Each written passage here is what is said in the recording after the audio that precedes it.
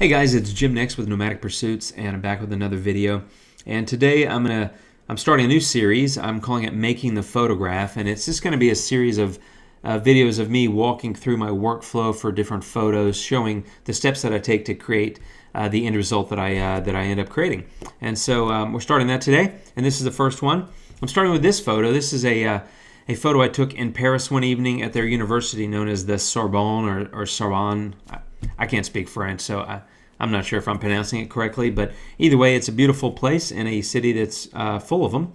And anyway, as you can see, this base photo, and by the way, this is an HDR. I'm in Aurora HDR Pro from MacFun. What I did is I took 3 images and I merged them into an HDR by dragging them and dropping them here into Aurora. But as you can see, I'm on the original image. I'm on the base layer, and I've made no adjustments. All these are white. These just different adjustment panels will turn kind of an orange yellow if something's been adjusted. So there's nothing done to this other than merging the 3 photos. So I'm going to go ahead and get started. The first thing I usually do is grab a preset, and the first one I'm going to use is called Realistic Desaturated. I'm going to put that right here on the base layer. It's going to help pop up the details a little bit, and I like that. You know, it's a good starting point. The image overall, as you can see, both the original and the current state, way too yellow for my taste, and we're going to change that up here in a few moments. First, I'm going to add another preset. So I added another layer here, and I'm going to call this Realistic Dreamy, if I could spell it. There we go. And I'm going to go grab that preset, which is right here, and I'm going to sort of just slap that on top of the first preset. And that's something that's great about Aurora. You can just add new layers and stack presets, and it's super easy to do. So now you can see we went from, that was the base layer, and now this is the next layer with that new preset on it. It's definitely moodier and dreamier. I like it. It's a lot more interesting to me, but it's still way too yellow. So I'm going to go ahead and add another layer. This will be the second layer, and we're going to call this Colors. And I'm going to go mess with the colors a little bit. The first thing I'm going to do is go into split toning.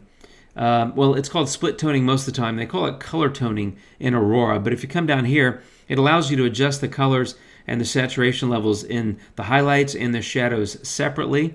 They've got some presets here. I'm just going to click through. There's one of these that I really like. I think it's the second one. Yeah, the first one didn't do much. Yeah, the second one didn't do much either, but I think it was... Yeah, I'm going to go with this one here. Oh, saturation is not very high, so I'm going to take that saturation up a little bit. That's for the highlights, if you can see. And then I'm going to take the saturation here for the shadows up a little bit as well. Now, I don't know if you can tell. Let me turn that off. That was a bit more yellow, and now I'll turn that back on. It's a little bit less yellow. It's not huge, but that's okay. I'm going to go over here to the colors, and I'm going to change the temperature a little bit. I'm going to take that down, and I'm going to take the tint up a little bit. So all I'm doing is just basically experimenting, because this is basically live, right? So I've kind of been through this a little bit, made some notes, but I'm sort of winging it and sharing my thoughts as I go. But my goal on this layer is to adjust the tones and the colors to sort of get away from that harsh yellow light. So let me turn off this layer. Okay, that was before I've done anything. And this is where I am now. So I'm kind of getting there. I think I'm going to take the temperature down a little bit more. And, I could go all the way blue, but that's just way too much, right? So I don't want it to be completely unrealistic. So I like where that is. I think what I'll do now is add a layer to work on the details. Then I'll add another layer to maybe work on some noise. So I think we're getting there. This next one, let's call this Details. And I'm going to bring up the clarity. And let me slide this slider a little bit. Let me go to like 30 something. I'm going to give the HDR look a little bit of a bump as well, something like that.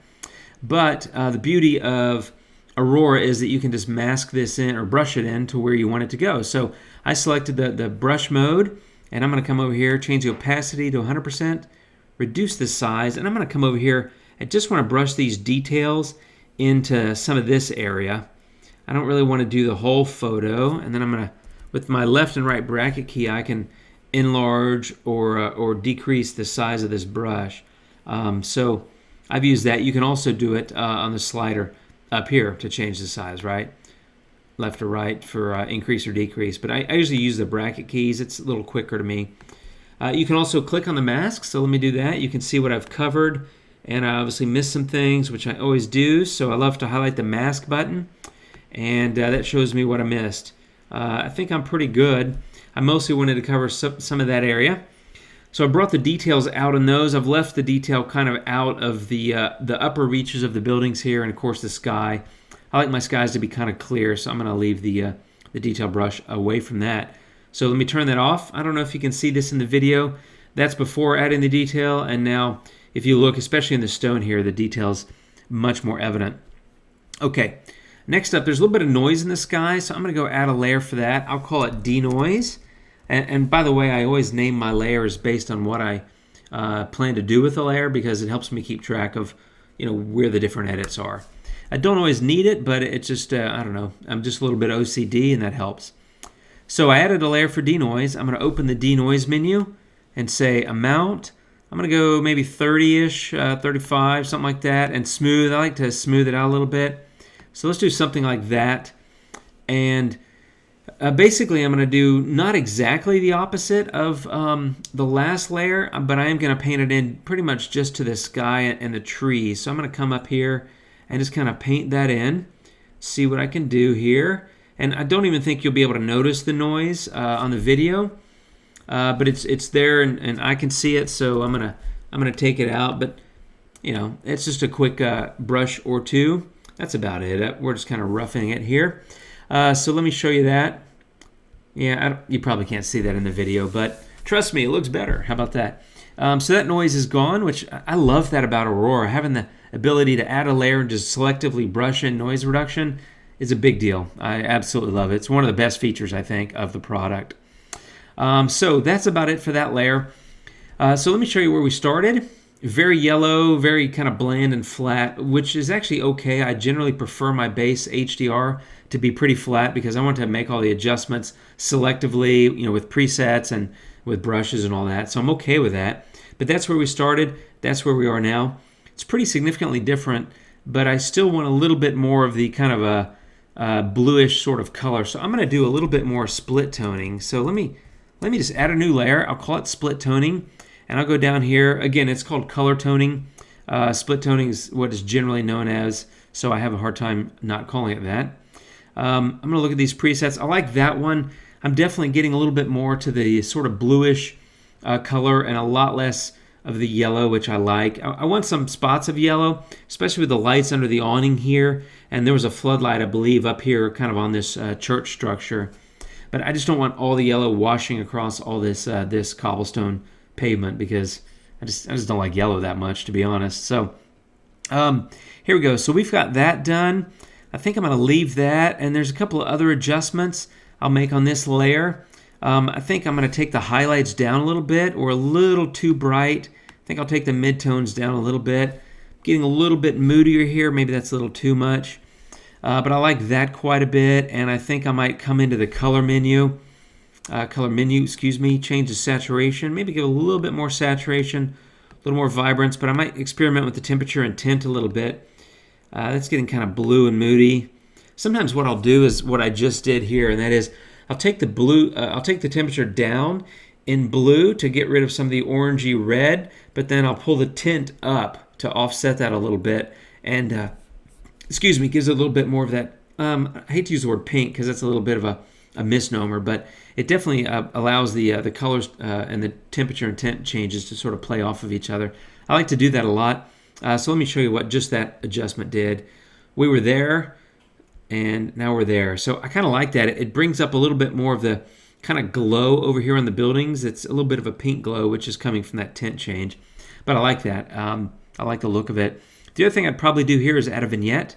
So I might just take this, take the vignette slider, just mess with that a little bit. Again, I'm kind of experimenting and trying to get a much different feel for the image than the base flat HDR had. And I think I'm about there. And I might just play with the image radiance a little bit. That's a really cool slider as well. So come over here, give that a little bit of a bump. So that makes it a little bit spookier, a little bit more interesting. Let me show you. I'll just turn this layer off and show you what all we've done, because we've done several adjustments here. That's where we were before just this layer. So that was split toning, that was some color adjustments, that was vignette, that was radiance. And we went from that to that, which is frankly huge. And now, honestly, I love it. I think I'm about done with the image. So let me show you where we started, which is there. That's your base HDR, pretty flat, pretty boring. I mean, it's a beautiful scene, but yellow, kind of washed out, kind of blah, really. And there we are. To me, much more interesting, moody, and sort of mysterious, right? There's shadow in there, which I love to leave shadow in my photos. HDR is great for exposing light and balancing it out across the entire frame. And frankly, that's what it's used for a lot of the time. It's you brighten the shadows, but I like to leave a little bit to the imagination, leave a little bit hidden, and this kind of scene just begs for it, I think. So let me show you again. There it was beforehand. It was actually pretty well lit and evenly lit, and still pretty yellow despite having made some color adjustments down here in this previous layer. And now this layer, with all the adjustments to split toning and color and radiance and vignette, really gave it a bit of moodiness and mystery. So that's it. I'm done. The only other thing I would do is probably straighten the image. When I'm looking at it, it's kind of hard to tell, but it might be slightly off center. You can do that right in here. It's very simple to do. I'm not going to bore you with that, but we're back to being finished. So that's it. That's the final image. And thanks for tuning in. If you have any questions, feel free to leave them in the comments. And you can always find me on my blog. One last time, let me show you before, after. So thanks for joining me for making the photograph. I hope you guys had a good time, and I'll see you next time.